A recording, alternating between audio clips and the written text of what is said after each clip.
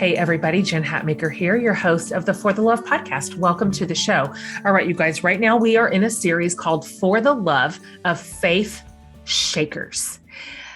We are just kind of having a great time talking to people who are doing work in the name of faith in not so typical places, using like non-traditional ways to bring sort of life and light to people's lives. It's been really interesting for me. Sometimes this is our third faith series that we've done on the show. And our first two were also like super powerful and you guys loved it. Like we got really strong feedback from our community on it, but these were faith leaders in what would be considered more traditional spaces. Like we had a lot of pastors and a lot of ministry leaders and, a lot of Christian authors, kind of that. So here in this one, we are talking to people in really divergent spaces. And it's so interesting. It's so innovative to listen to the way these particular leaders are living out their faith kind of on the margins or on less traveled paths or non-centered environments. Okay, so for today, you know that religion and faith and spirituality on social media, it's a whole thing, right? And so we can go there to connect with people that share our ideals and create community, to be challenged, to be instructed, even pastored, if you will. But social media can also have the propensity to tip us into negative space. And I mean, we know this too, that just social media isn't one thing. It's kind of a lazy response to it to say it's all bad and needs to be completely overhauled, or even it's all good and there's nothing to fear here and nothing to keep our eye on, nothing to reimagine. It's something in the middle.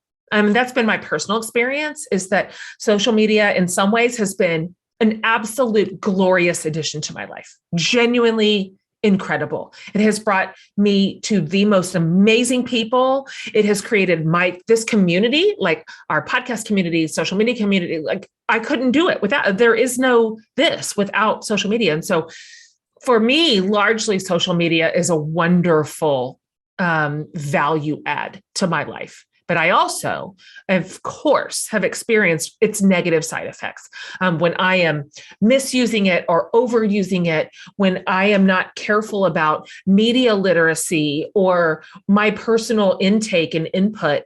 When the tail starts wagging the dog, I'm super familiar with how that begins to have a wear and tear on my spirit and on my soul, on my brain, literally on my thoughts, right? And so this brings us to our kids, the next generation. Now, I obviously have 5 kids. My kids are 16 to 23. So, I mean, we're in the thick of it. Like we're right there in teen and young adulthood.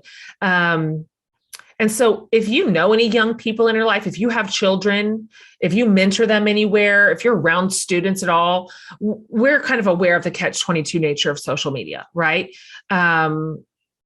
And let's funnel it down into specifics for today's conversation, from a faith perspective, right? There are Christian TikTokers and personalities who use that platform to talk about their personal faith or their convictions. But also there is a dark side, right? To having that be the primary source of faith input.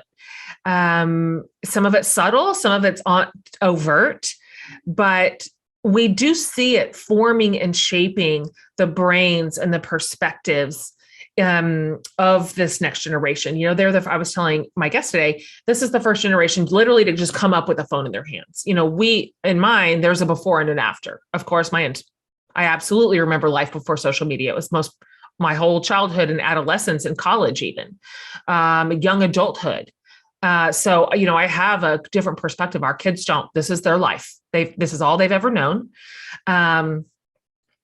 And we've got some really interesting data at this point that we're just beginning to collect around the effect of social media on minds, on neural pathways, on a sense of well-being, on mental wellness. we'll be parsing this out for generations. And a lot of our data is still young and early and even to some degree untested, but we are learning more and more and more, which means ultimately we're going to probably start doing better and better and better, right? So I'm thinking about students today. I'm thinking about their relationship with social media, and how do we, as leaders in their life, as parents or whatever we are to them, instill positive and healthy ways to integrate it into their lives, right? What instruction do we wrap around social media? And frankly, yes, this is for our students. And yes, it is also for us. We are also deeply affected by social media and the way it has changed our relational patterns and the way we perceive the world and the ways in which we share and don't share. So this is both for the next generation, but also this entire episode is for us too. We're going to jump into all of this with our guest this week, Dr. Heather Thompson Day. Okay, so Heather is an interdenominational speaker. Her work's been featured on the Today Show, BBC Radio Life, Forbes.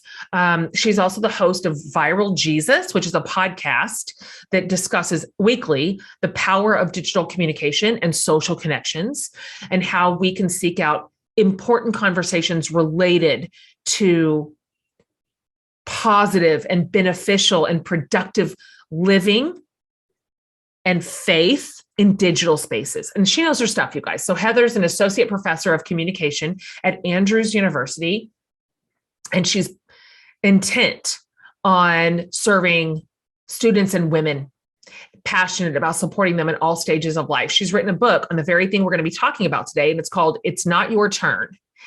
And it talks about the instant gratification of our social media spaces, and the real issue of comparison that fosters in our hearts and minds. And so we love the faith-shaking work she's doing in the digital space to help people navigate self-image and spirituality and conviction and even disagreement, and what a boots on the ground way to meet people, especially young people where they live. This is where they are.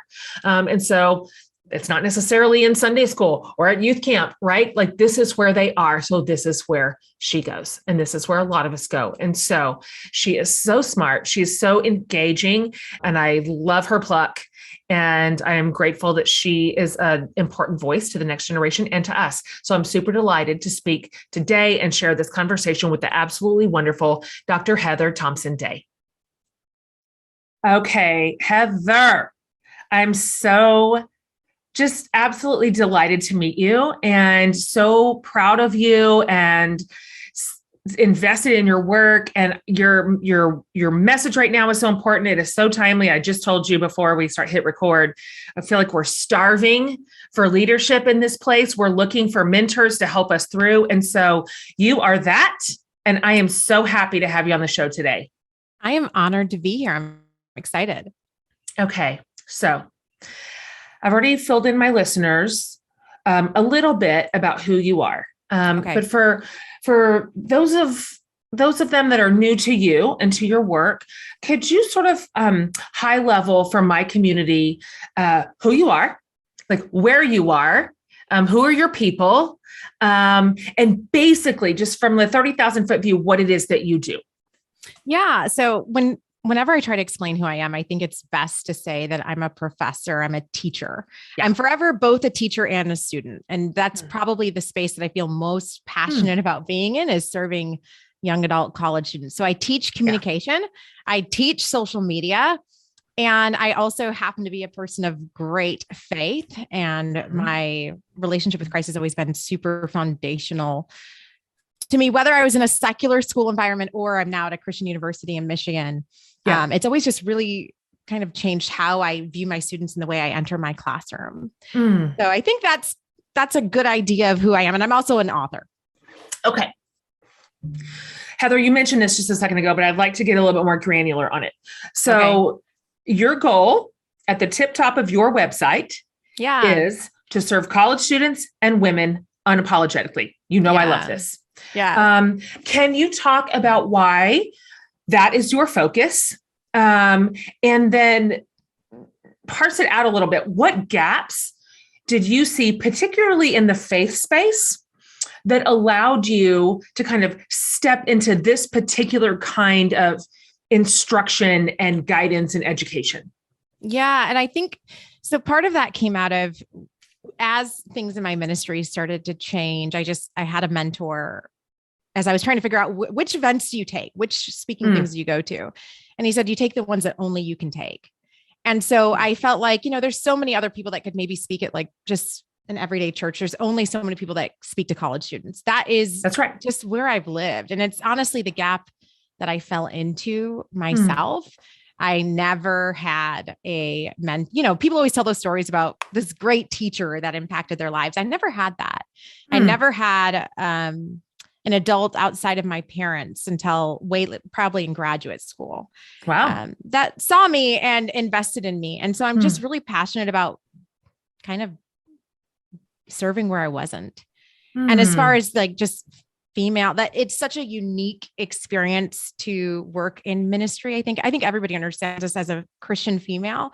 It's a unique experience. And so that's another gap that I found myself falling in. And so it's just a space that I feel really comfortable serving in. God, they must love you. I hope I am looking at you them. right now. I'm like, oh, you must be everybody's favorite. I love that age group. Yeah. I find them wildly vibrant and very smart. Can we talk about this for a second? Can we please? Because I mean it. Like I have a bunch of kids in that age group and they are so engaged with the world in a way that I didn't even have the imagination for when I was their age. Agree. And I find them thoughtful and courageous and less hung up on some of the stuff that I was when I was their age. I'm very, very hopeful about this generation. What's your assessment? I feel the same. And people constantly say to me, they always are like, well, what are we going to do about this next generation? And I'm like, I just walked out of an intercultural communication class before I sat down here, and just the level of engagement and conversation that we just lecture on diversity and inclusion, the level of engagement that I get from students and just the willingness to, I think, even be in uncomfortable conversations is very unique to this generation. I will say this. Okay. I think we underestimate the impact of COVID on this generation. I think 2 years that they've battled for that to be either your senior and freshman year or your junior and senior year of university. I will say I have never had more students when you're like, what's the dream? I don't know. And I think it's because they did so much of their life has been out of their control for the last 2 years at very pivotal years. That's right. It's very difficult for them to plan anymore. That's new. I didn't see that. I started teaching over 10 years ago. That wasn't a thing. Like they were such big dreamers. And now I think there's a struggle almost to dream for yourself anymore because nothing seems controllable. It's so right. You're so right. This is a whole conversation that deserves its place at the center. My kids are between 16 and 23. Okay. And so virtually all of them have had 2 years of COVID in pivotal years. Yeah. I had 2 seniors the first year of COVID, one in high school, one in college, and everything in between. And I mean, if we're just a microcosm of the effect on students, I mean, I can just tell you the amount of work we have had to do around mental health. Yeah. And just honestly, an educational gap. Yes, where that too. I've got a couple of kids who do not learn virtually. They just don't. They cannot sit at their laptop. It doesn't work. And I just feel like, golly, we lost a whole year. This year's better, but it's still tough. So tough.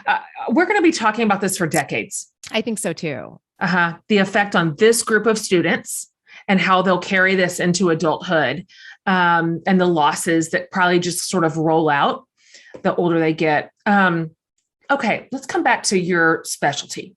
Yeah.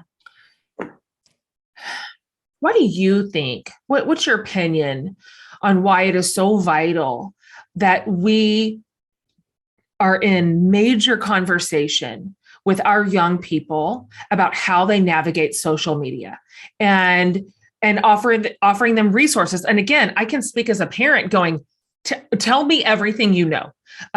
resources that resonate with like kind of where they live right now. And this is, this is a social media generation entirely. Right. There's no precedence for them. They're the first to sort of have come up with the phones in their hands. And so I want you to high level the discussion at large. Why is this important right now? And then the second question is, how do you suggest that we offset the often negative, not entirely negative, but often negative consequences of social media, where our kids are just constantly being sold something, constantly, a product, a lifestyle, an idea, a mindset, and that more likes and more follows is literally the key to their identity and their worth. It's a big question. I kind of put a lot in there. Why don't you just take that and run with it? I think so. There's so many ways I think social media impacts us. And I think a big one that I have noticed in this generation is if it doesn't happen instantly, then it's not for me. And we have to realize that this is a generation that has been wired and everything they experience is instant gratification. And so again, I'll have students that if I struggle in this relationship, then it must not be a good relationship for me because it's just not working. Right. Or I'll have a student that will sit in my office. I can think of, I can see her. And she sat in my office and she's like, Dr. Day, you don't understand. I have prayed and I have cried and I have tried with God and I don't feel anything. And I said, well, sweetie, how long did you pray? And she looked at me and she said, 3 months. And I said, a relationship with God is a journey. That's right. And it's not this instant thing that if I cry out for 3 months, I'm going to have like the ceiling ripped open and now he's going to stand before me. A relationship with God is a journey. And an example I like to use is when we see the story of the Israelites at the Red Sea, the idea that we have from the movie, the 10 Commandments, is that Moses lifts up his staff and the sea parts instantly, but that's not what scripture says. The God that could have done it instantly, it says that he sent a great wind and it took all night. What he could have done in a moment, he chose to do in a process. And so I really am passionate about walking students through the process of life and letting them know that failure and things that make you uncomfortable and struggles, like it doesn't mean that it's not for you. Sometimes that's part of your story is how many Pharaoh has to go, or Moses has to go to Pharaoh 10 times. And that's when God himself burned a bush in front of him and sent him. Are you kidding me? You think because this class isn't working in 3 weeks, you're supposed to drop it? So I think we have to be honest as adults with them about our own experiences of failure. And because all they're getting is the highlights on our social media posts. That's right. Right. And it looked so instant for us, but you and I know that that's not the story. Totally. Right. So how do we be honest, I think, about the time that things take from what they see in adults now and then what they're experiencing in their real lives, so they don't feel like they've done something wrong because they haven't done anything wrong. They're just a part of the journey. From a practical standpoint, when you just kind of get down to brass tacks here, what are some of your tools, resources, even boundaries possibly you put into the hands of your students? Because frankly, Heather, like we need them too. Okay. Like we're talking about students being an instant gratification generation, but hell, we're turning into that. Like it's affecting us too. And so this is obviously sort of centered on young people. But I think your instruction is salient for a lot of us, but particularly as a bunch of us are raising that age group or we are mentoring them in some way. I'd just love to hear what some of your tools are. What are you putting in the hands of people?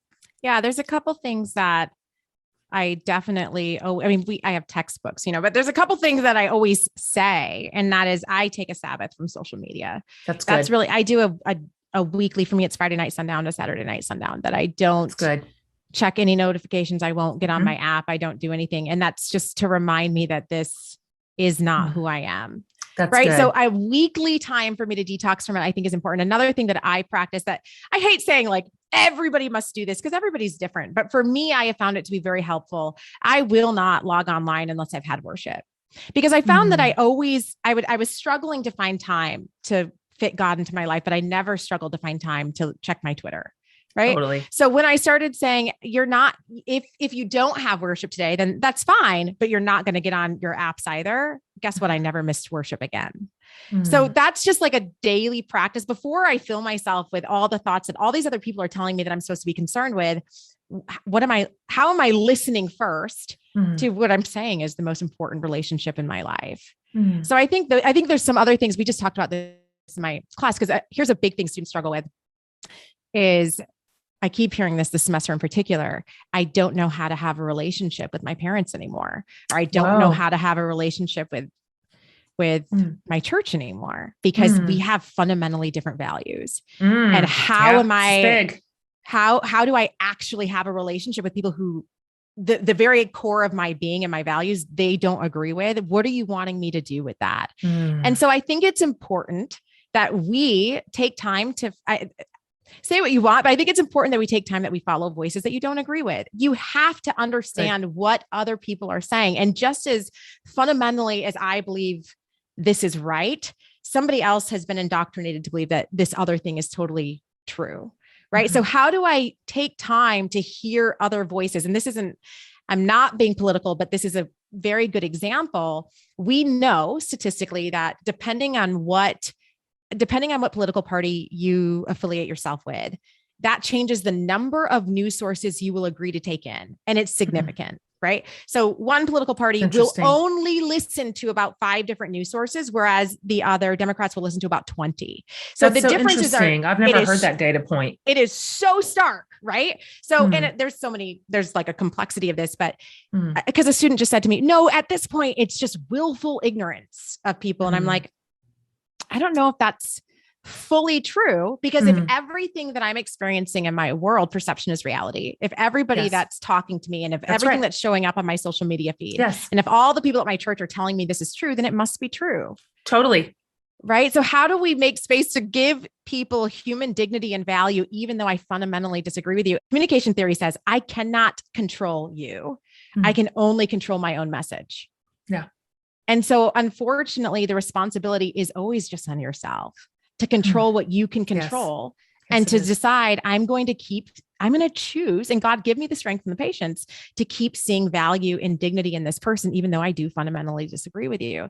We have to do that. And so part of that is just exposing ourselves, I think, to the ideas that other people are being exposed with, so that we can you don't have to accept them, but I have to have an idea of what that conversation looks like and how we become so polarized, because else we just keep saying, well, I don't understand how they could believe that. Yeah, that's right. Boy, this is a lost approach right now. It really is. It just feels like people are so siloed, and then there's just confirmation bias that we surround ourselves with, of course, because when you cherry pick your news, your input, and it's all the same, it really does create a narrative for you that this is what everyone thinks, or this is the only idea out there, or this is absolutely true and non-problematic. And this is kind of across the board. Of course, I'm lumping us all in here. And so this idea of mature dialogue around competing ideas while preserving the dignity of the person across from you, I feel like I don't see it very often. It just feels increasingly rare. Do you feel like this next generation of students do you feel like they're improving in this way or not? Because we haven't set a good example. Like those of us ahead of them, we have not set a good example. Right. I think it has to be modeled. Yeah. And that I think the responsibility, it's always, they're the future leaders. Well, who is leading now? Right. And so there's a responsibility on us to make time. And I hear this again from students where they'll say like, oh, I'll spend time with my parents, but they're not actually spending time with me. Right. Yeah. They're on their phone, or they're chasing this, or who's mentoring them? Who's walking them through the difficulties that the world is presenting us with? And because we're all becoming, there's just so much, like life has so much, especially for women, I think, with I have to be all things at work. And also I cannot drop a thing with my family or else now I'm a bad woman. Yeah. There's all this stuff that we carry. And so COVID for me, one of the things that it did was it helped me reevaluate what's important. And for me, I just decided like, that is my kids. And that is making sure that I am being a present person in their lives.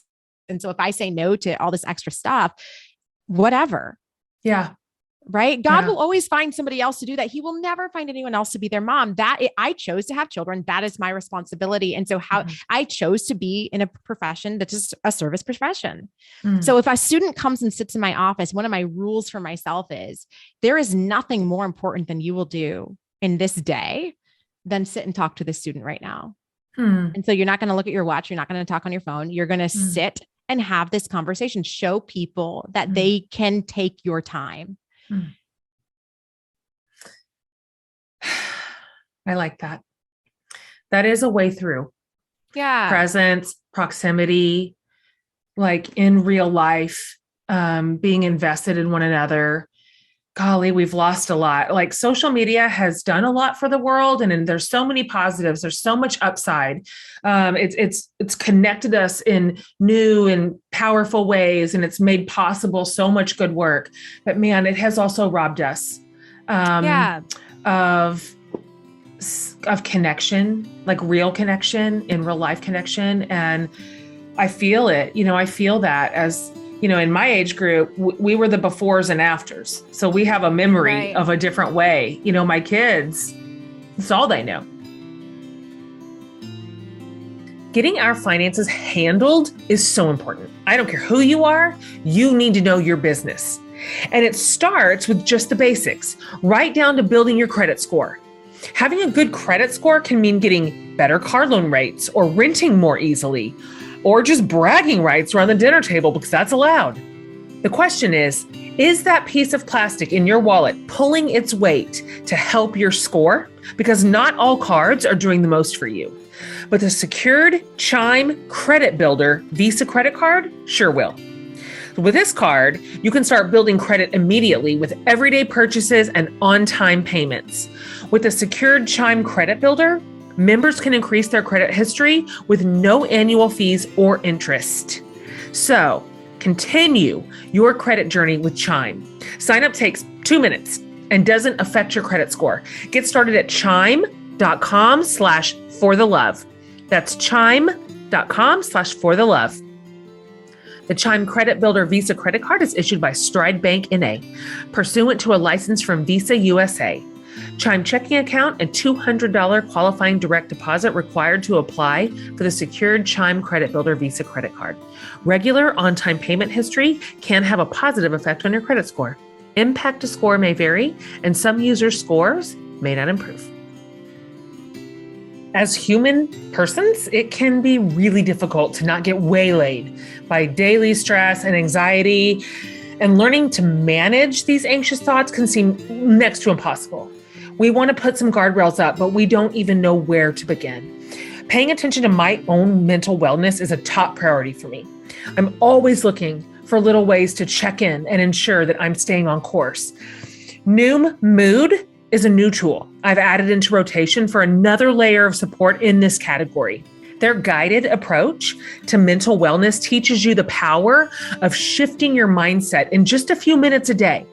What I love is that Noom Mood really equips you to better understand your personal relationship with stress and anxious thoughts, one step at a time, so you can take back control and build resilience and develop coping mechanisms that actually work. This is actionable stuff, you guys. There are so many takeaways from Noom Mood that I've already put in my back pocket to use as gentle reminders and mindset shifts.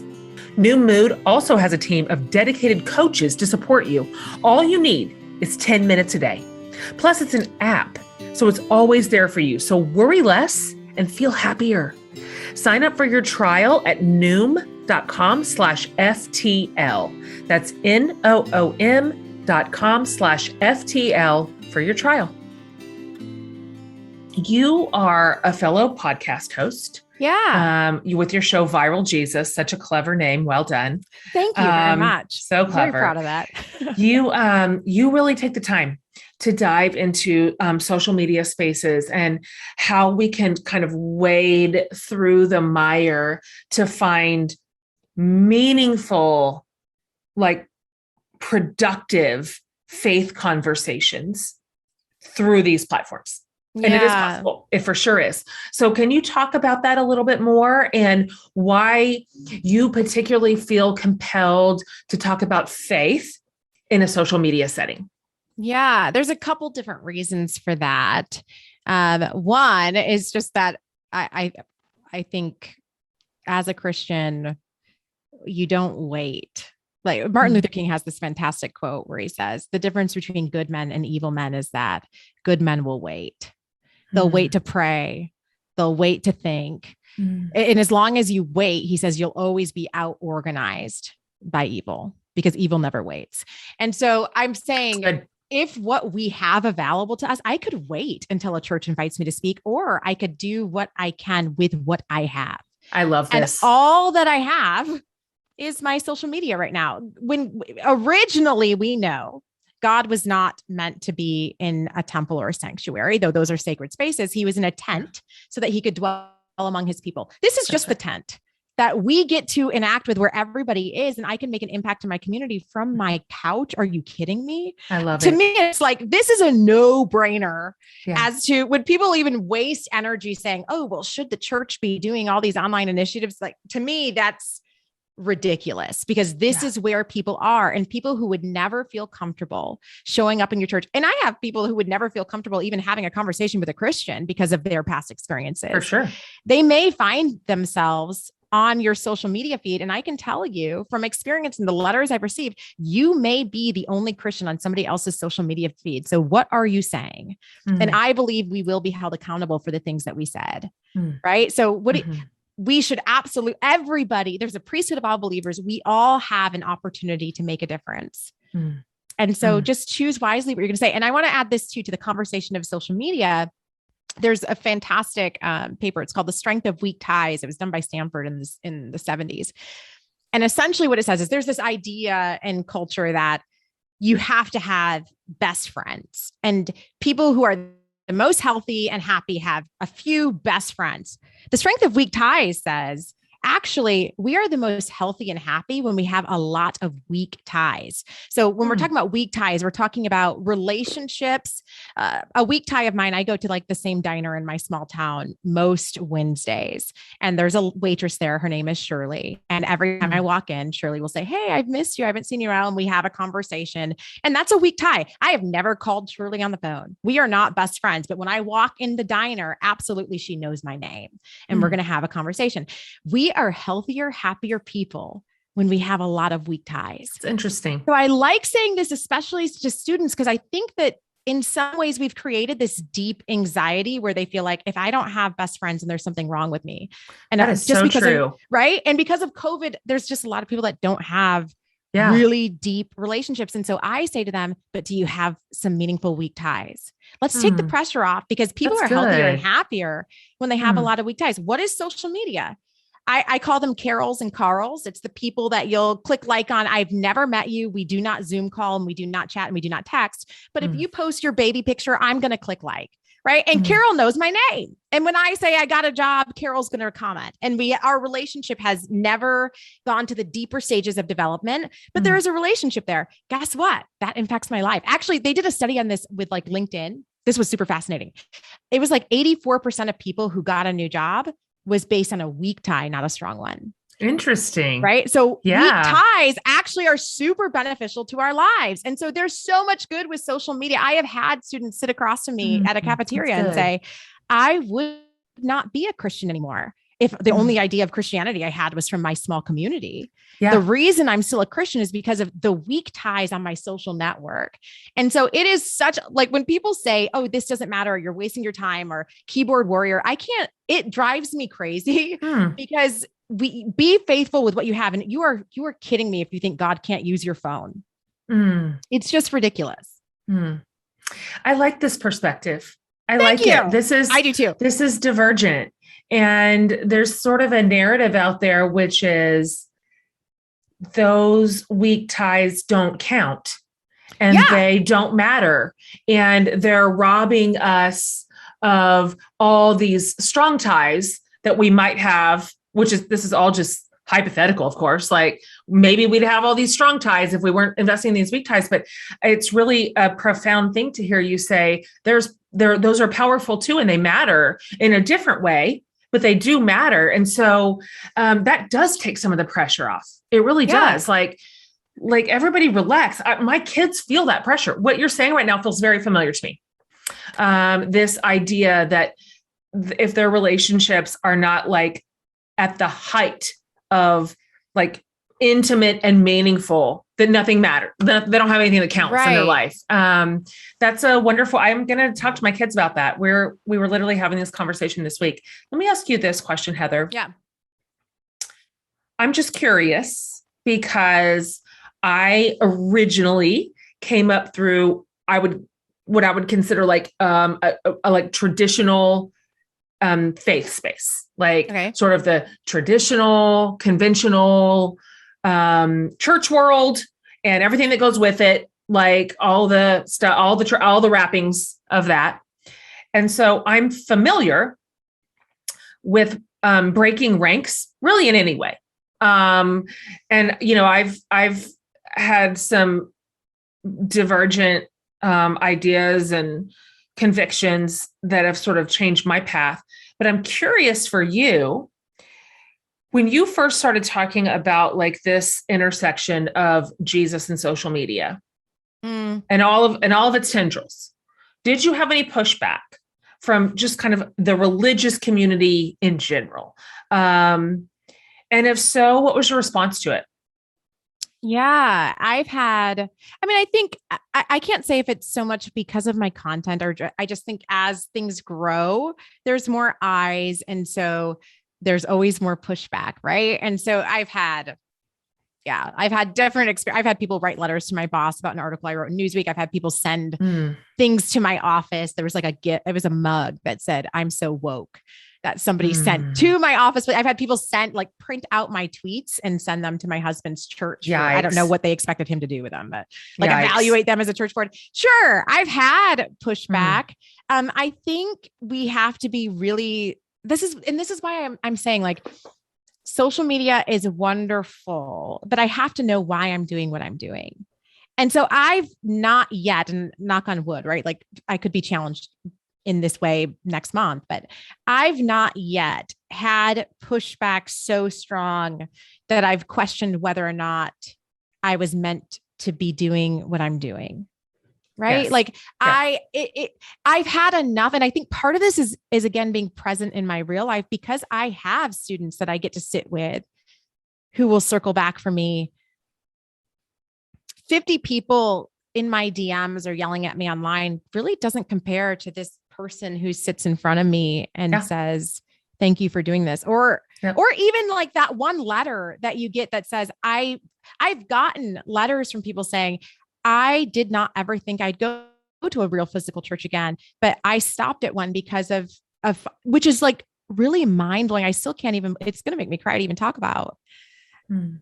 Because I just think you don't always realize the way the Holy Spirit can work in somebody else's life. And you don't ever, at least for me, like, I don't see myself in that way, right? As like, you don't, even as you're saying things that matter, you don't always realize that it does. That's right.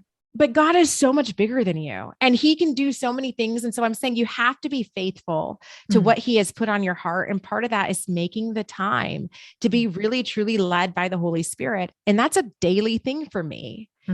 And so as long as we're making time where I'm no longer beholden to whether or not people like me online, I am doing what I'm doing because I know God has called me to it. We have to make time for that, for him to be the loudest voice in our whole embodied spirit, and then give yourself, and I'm not good at this. I'm trying to be better at giving myself really, like, when somebody says, "Thank you," how do I take that in as much as I would take in somebody's criticism? I will roll over criticism, right? All day, but 50 people at the end of the semester will say, "Thank you." And I'm like, "Oh, well, they don't really mean it." Or it's like, no, take that in. And we have to do better at like self-compassion, being good to ourselves and allowing the words people say to you to sit in that and let it be enough. Why is it so hard? Why is it so hard?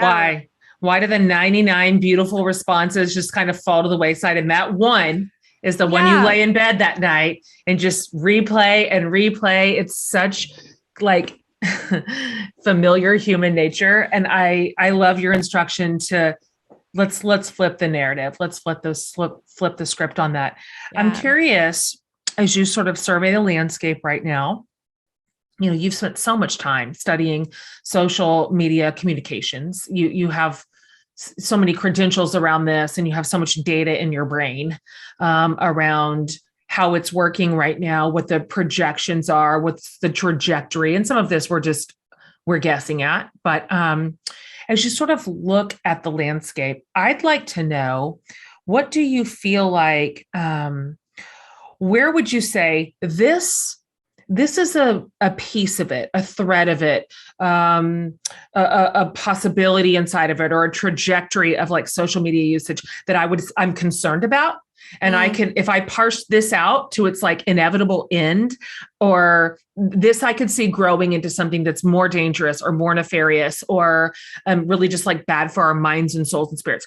And to the other side of that, what do you feel? What do you feel hopeful about? What are you looking at going, this is a beautiful outcropping of this type of platform, and I'd love to see it continue to kind of grow and shine? Yeah, I think, I mean, it's obvious that the things that worry me is what I just spent all this time talking to my students about, which is just the deep polarization. And so you're going to have to challenge the algorithm, unfortunately, and seek out voices that you disagree with. Mm-hmm. Right. They're not going to come to you. They're not coming to you because the algorithm has you figured out. Right. So this is on you. There's so many things I can't control. What can I control? And that is going to, take the time to sit. There's so many different news sites. Oh, I can't think of the name of one. But that will send you like a topic like Russia, Ukraine. Right. And then it will send you a Republican article and a Democrat article that talks about this exact same topic. Take time to look that stuff up so that you're reminded that people are always human beings with dignity, even if we very, very much differ in how we see the same issue. Because when we lose that, we've almost lost the entire point, no matter which side you're on. I think we both agree, no matter what side we're on, that human beings are worthy of dignity. So you have to choose that, right? And you're going to have to fight against the algorithm. So that's what my concern is that we are so polarized, and it's not going to change unless we decide to push back and make it change for ourselves. Things that I'm excited and hopeful about, man, I'm so excited about connection. I'm so excited about community. I'm so excited about somebody being able to take a really painful experience and talk about a miscarriage and have 50 people say, thank you so much for sharing that, because now I feel seen and this isn't something that people are talking about. Right. So I'm always hopeful, and I always believe that God is going to be God. So I'm not really a doom and gloom person, because nothing is new under the sun. We have been here before. We've been divided before, right? That's right. So God will always be God. And what is my responsibility as somebody who proclaims to follow him, and how I'm using these tools in front of me? Because there's responsibility attached to bearing his name. What does that look like? It looks like treating people with dignity. I love this. And I know that it's possible. And it's interesting to watch it occasionally when it plays out, with people setting good examples from different sides of an issue, and they choose to model what it looks like to have a mature, reasonable conversation with somebody who believes differently, while not sacrificing their humanity, and still not even necessarily creating disconnection. Like they just stay connected in it in a way that is, so I've watched it happen, and I know it's possible. And I just believe that if we could figure out how to create a groundswell of ordinary people doing this, because yes, I would love to see this out of our leaders. Of course I would. I'd love to see better leadership. I'd love to see our government setting a better example for us. I'd love to see our legislators doing a better job of this. But the truth is, this is also on the ground. That's really where it really lives. And so this is our responsibility. This is what we do in our little lives that are much more localized, and we get the opportunity to set the example too, instead of just waiting around for somebody to go first. and people are watching and they see that. Like that has a really powerful accrued effect if we would let it. And so especially online, people are literally watching. They're that literally post that watching. you did that you're like, okay, there's one negative comment. How do I respond to it? People see it. That is so right. That is so right. I try to do that regularly. When there is a critique in the comment feed or, a criticism of some, and I find it to be in good faith. Right. There's a difference. Do you know what I'm saying? There's a difference. There's a difference. We don't throw our energy at every spinning top. I agree. That's unwise. But when I find it to be in good faith, I think then having a conversation in a visible way in front of everybody else watching is and people always comment on it like, I guess that's how it's done. Right. I guess this is possible. And it is. And this is our work. If you know about Tiff's Treats, you know. They are a hometown company that started right here in Austin, Texas. I've loved their cookies forever. But I only just recently learned more about the company's origin story, which is so cute. The founders, Tiffany and Leon Chen, were students at the University of Texas at Austin here, and she felt so bad for standing him up on a date that she baked him a batch of apology cookies, y'all. He loved them. They started a biz together. They got married, and the rest is history.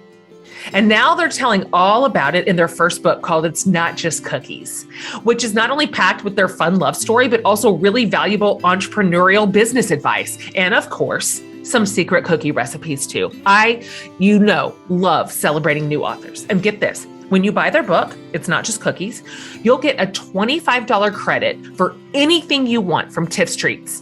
Cookies, oh y'all, warm from the oven. And if you live in their delivery zones, but also they have truffles and cookie dough that they can ship anywhere. So literally you can't go wrong.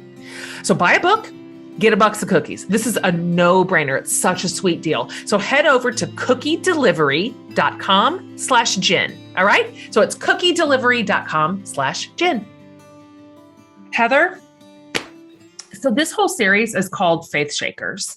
And it's been really, really interesting. When I think about shaking things up in a faith way, and I'm asking everybody in this series, like these couple of questions. Okay. I wonder if you'd be willing to talk about what is the biggest shakeup you've had in your own personal, like faith story? I just came out of a big shakeup. I think I, just left. I was teaching at a very conservative, very monolithic school. And I had come out of it. I came back actually to where I was before that. I'm at right now, the most diverse university in the country. Wow. So I'm very used to having a very diverse experience with all these different thoughts and literally like people from every different country in my exact same classroom, and we're all in the same space. And then I went into a very Republican space. Yeah. And you want to know, it shook me in the sense that I realized that there's so much human dignity there too. Right. It That's shook good. Me in the sense that I realized these are God's children. Right. That's and good.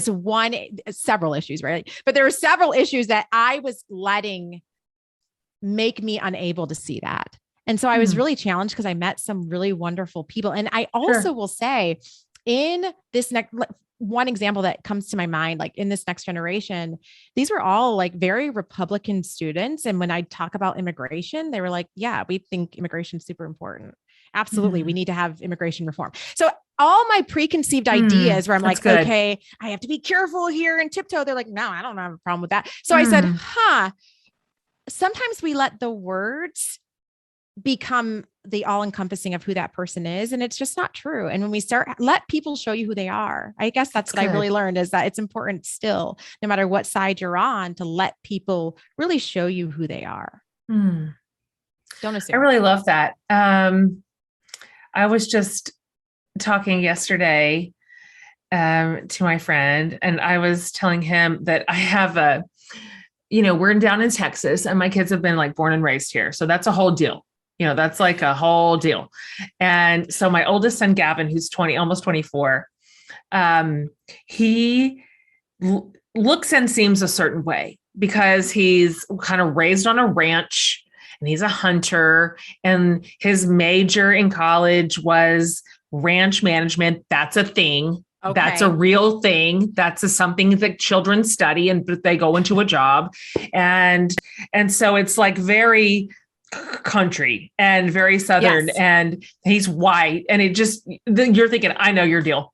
Like, right. I kind of know, I'm looking at you. I see how you look with your cowboy boots and your ranch, and I just get your deal. And it's so funny because he really came up through like a science space. He was like a conservationist and like biologist. And he's like, that's absurd. He's like, I have Black siblings. Right. I have a gay sibling. Right. And I care about the earth. He's like, right. I'm a conservationist, Mom. I'm like, honey, I know you don't. Somebody would have to talk to you to discover this about you. Like, imagine doing that. Can you imagine? People, right? Yeah. He looks a certain way. You could 100% size him up and be like, I got your deal. It's not worth a conversation. And you'd be wrong. Right. And so I love discovering that if we are willing to sort of peel back a layer or two with people and prioritize curiosity around who they are, what they care about, what their experiences have been to form them in this way, I feel like I can almost connect with anybody. Literally almost anybody. I'll find something. We'll find something. That's what I'm saying. We have to do that work. Of course, there's radicalized people, but I genuinely think a lot of us are just carrying these labels. And it's not even fully who that person is, right? They're being told that this is the label that they have to carry. So where can we agree? How do we find those spaces? It's good. I love your instruction. I think this is so healthy and it's just full of possibility for a better looking future than the one we are observing right now. One more question for you. Yeah. I ask everybody this every series, and I want you to feel free to answer this literally however you want. It can be earnest or it can be ridiculous, and we get it all. Okay. This is Barbara Brown Taylor's question. She says, what's saving your life right now? So today I found out that Taylor Swift is releasing Taylor's version of 1989. I am a massive Taylor Swift fan. It is bad. It's a problem. We won't go there. I'm obsessed with her. So I'm very excited about 1989, Taylor's version. I really am still excited about Wordle. Wordle is saving my life. And my students are always saving my life. Okay. I'm the last person to Wordle.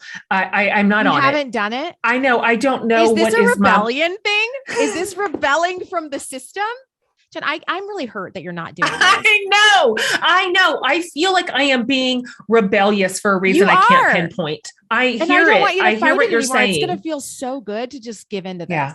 I'm going to tell you that I'm going to do it, and I have all your information now. So I will text you and I will let you know. I'm so excited. Oh, it's a score. Like you're scored based on how many times it takes. You're going to click share. Let me just say, you'll click share and then you're going to send it to my text message. I need to see your board. I'm so competitive. I can feel this in my bones right now. And I'm ready to beat you every single day. So I'm ready for that. You're tapping into my dark side. I'm an Enneagram 3. Like, slow the computer down. I just need to be on top. I'm a 3 too. I'm an Enneagram. Oh, okay. Well, then this is making sense. This is why this is working. This is perfect. Okay, listen. I'm so happy you were on the show today, and I really appreciate your perspective. I really appreciate your faithfulness. I appreciate that you are willing to push into non-traditional spaces with integrity and hope and leadership. And we need that.